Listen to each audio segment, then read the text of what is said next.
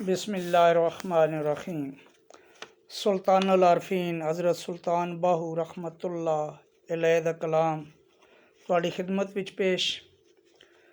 जे ज़बानी कलमा हर कोई आखे, दिल दा पढ़दा कोई हो। जिथे कलमा दिल दा पढ़ीए, उत्थे जीण नूं मिले ना ढोई हो। दिल दा कलमा आशिक पढ़दे, की जानन यार कलोई हो। कलमा यार पढ़ाया बाहू, मैं सदा सुहागन होई हो।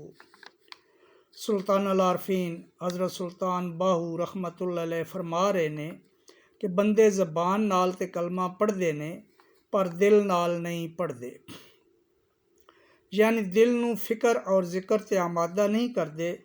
ते नाल ही दस रहे ने कि दिल दा कलमा सिर्फ आशिक ही पढ़ते ने, जिस दी वजह नाल उन्हां दा दिल इस दुनिया तो बेजार हो जाता है। ते फिर फरमा रहे ने कि मुर्शद पाक ने सानू कलमा पढ़ाया ते साडा दिल जाग गया और असां ने इश्क हकीकी नूं पा लिया। ते साडा जिहड़ा जिंदगी दा मकसद सी, असां उसनूं हासिल कर लिया और इस तरह असी सदा दे सुहागी हो गए, यानी कामयाब हो गए।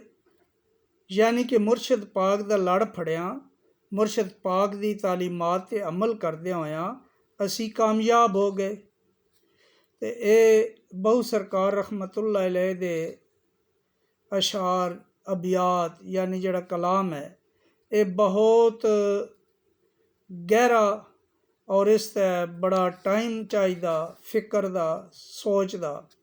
अगर इस ते फिक्र और सोच बंदा रखे तो बिल्कुल कामयाबी और कामरानी बंदे दे कदम चूमदी है।